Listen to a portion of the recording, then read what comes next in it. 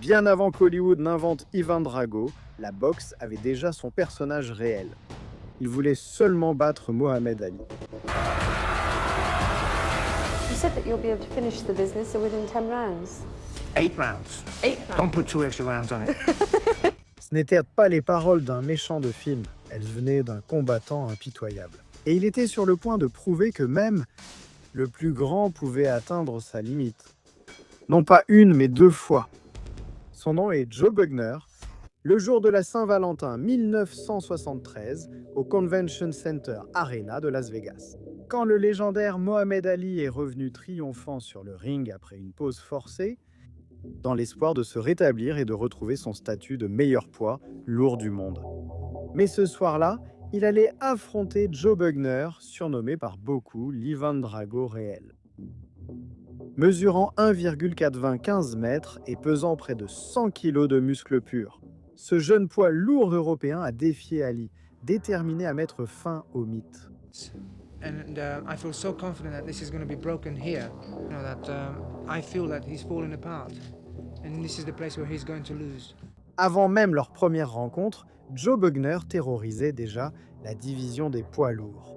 Né en Hongrie communiste, Bugner a déménagé enfant en Angleterre et il est devenu l'un des combattants les plus impressionnants physiquement que l'Europe ait jamais produit. On l'appelait l'homme à la silhouette de statue grecque. À 22 ans, il avait accompli l'impensable. Arrivé à Londres, il a battu le héros britannique Henry Cooper.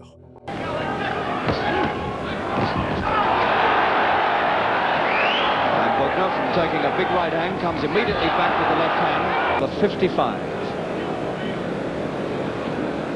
The last... Right! Get back.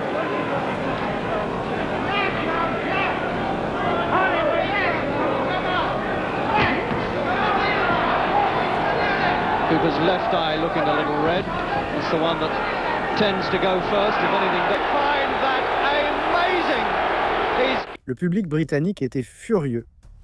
Bugner se moquait de la popularité, il voulait seulement gagner. Aucune provocation, juste une concentration froide et une puissance dévastatrice sur le ring. Lorsque Rocky IV a introduit Ivan Drago des années plus tard, les fans ont tout de suite reconnu le schéma. Le regard inexpressif, la pression robotique et le physique impossible.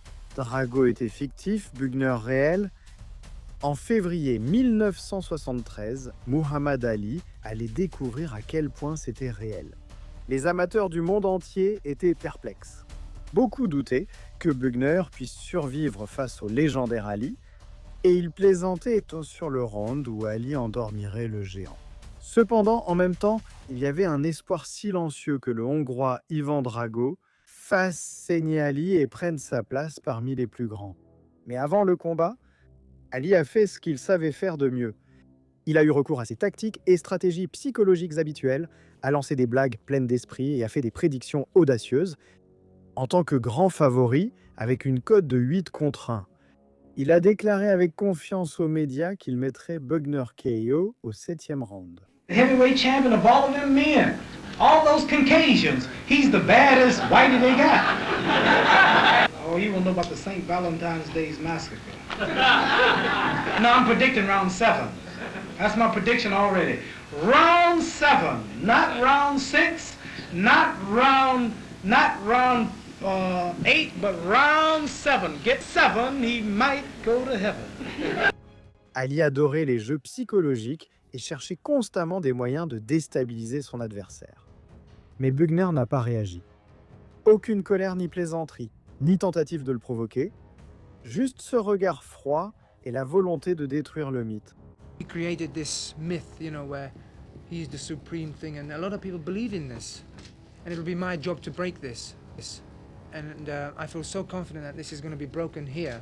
You know that I feel that he's falling apart, and this is the place where he's going to lose. Ali comprit que Bugner ne gaspillerait pas d'énergie dans une dispute verbale. S'il voulait briser la statue grecque, il devrait utiliser ses poings. Cette nuit fatidique, Muhammad Ali était sûr que le jeune homme lent de 22 ans céderait sous la pression d'affronter l'athlète le plus célèbre du monde. Mais Ivan Drago allait montrer au monde sa vraie nature. Dès le début, Ali a démontré sa vitesse légendaire. Il tournait autour du plus grand, lançant des jabs et contrôlant la distance.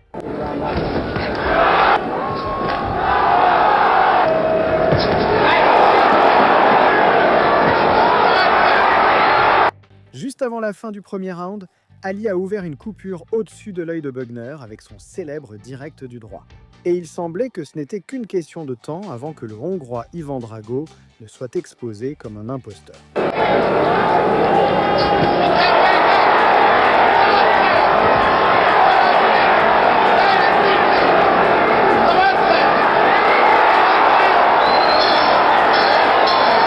Ali avait promis de terminer le combat au 7e round et il semblait que sa prédiction allait se réaliser. Mais alors, un imprévu est survenu. Bugner a refusé d'abandonner. Round après round, le Hongrois avançait, son jab trouvant des ouvertures inattendues, essayant de ralentir le champion tout en lançant des coups au corps qui s'écrasaient contre les côtes d'Ali. Chaque fois qu'Ali tentait la pression finale, Bugner l'absorbait et contre-attaquait.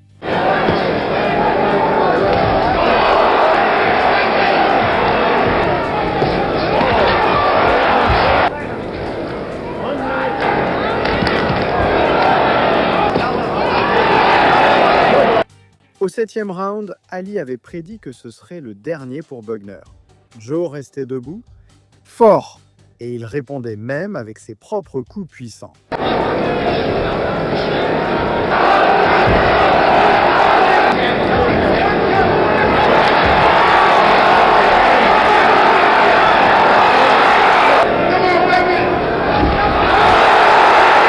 Au dernier round, le 12e, aucun des deux boxeurs n'avait été mis au tapis. Et sachant qu'il était peu probable qu'un knockout se produise, Ali a terminé le spectacle avec énergie, lançant des combinaisons rapides pour prouver sa supériorité aux juges et au public.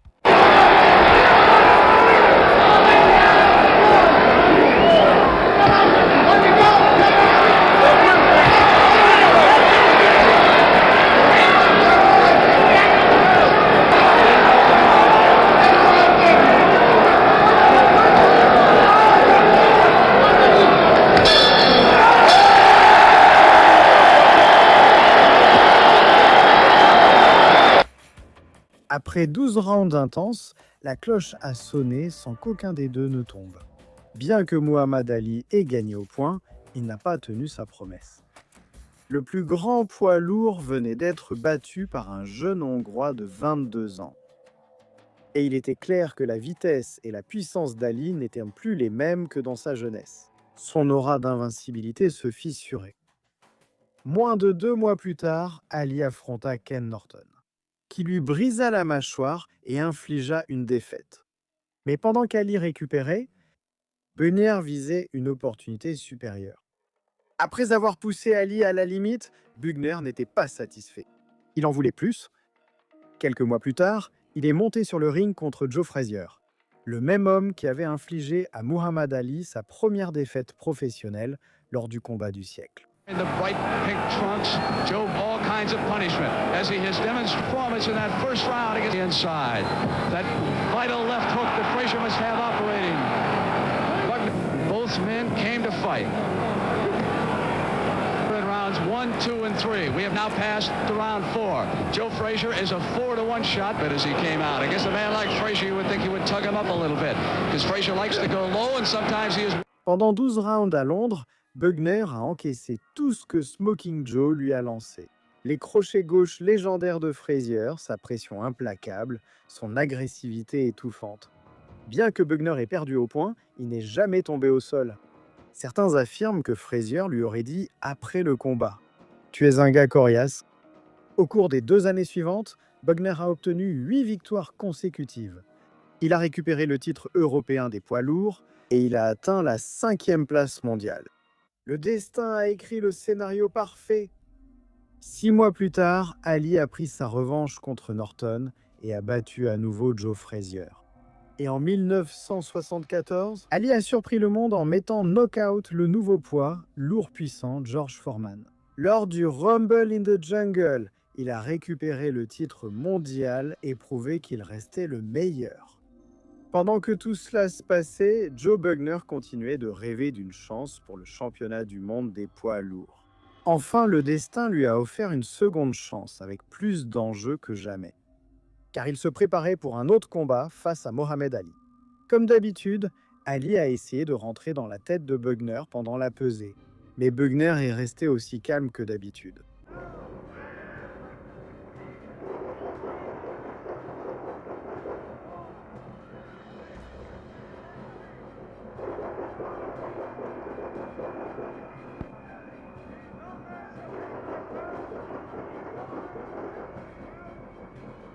He didn't come to Indonesia, he come to Malaysia because he knows he will get in trouble over here in this country because they don't like people like him over here.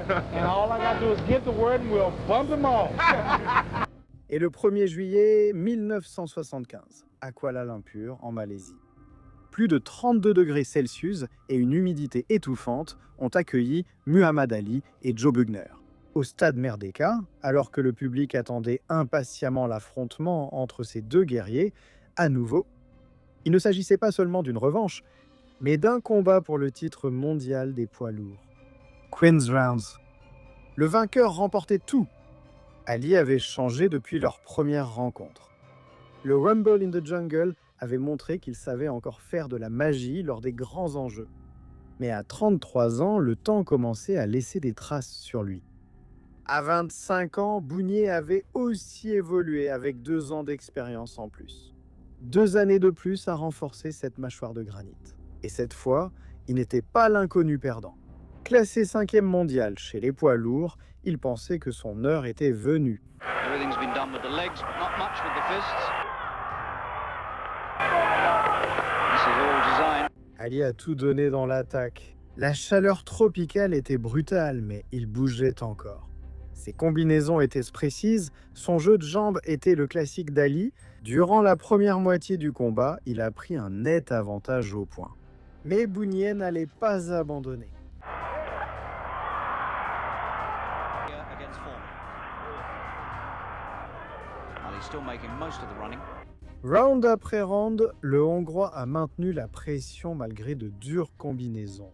Dans la deuxième moitié du combat, il a répondu avec plus d'assurance.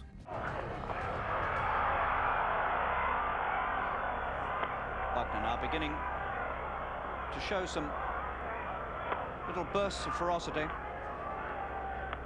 And that could well be an answer to a call from Andy Smith, because Smith is crying out to... Ses coups au corps ralentissaient Ali. Sous la chaleur écrasante, les jambes du champion le trahissaient.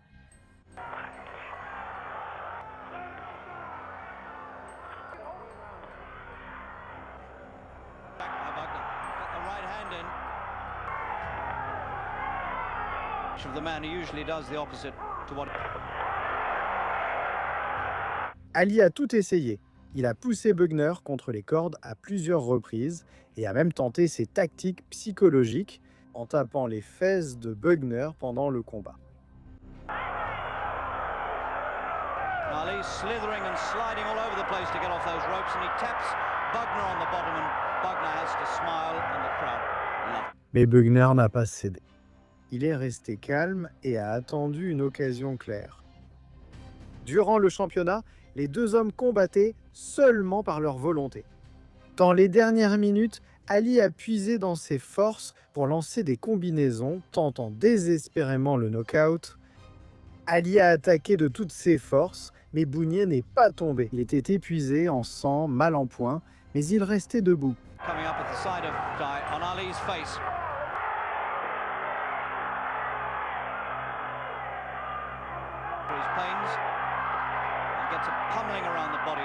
À la fin du combat, les deux guerriers étaient épuisés. 15 rounds sous 32 degrés Celsius en Malaisie. Aucun n'avait été mis au tapis. Ali a remporté la victoire par décision unanime des juges. Mais les statistiques disaient autre chose. Ali avait lancé plus de coups. Bugner avait asséné les coups les plus puissants. C'était plus serré qu'attendu. Au final, Muhammad Ali a de nouveau prouvé sa grandeur et Joe Bugner a gagné son respect. Après le combat, Muhammad Ali a admis la vérité aux journalistes. will be the next champ as soon as I retire. I know he can do it. I couldn't hurt him. I only hit him during the last of the round when I got a few openings. But he's strong, he's young. I believe it, champ. Don't stop, Joe. I believe You it. are the greatest next to me. Right. Joe Frazier didn't give him his roughest time as you. George Foreman didn't give me a roughest time as you. And you are the next man in line. That's right. So you're I not told you old. gonna fight again. I'm 33. You got 8 long years before you this age. I'm gonna be gone very soon. I'm barely hanging on the rope now.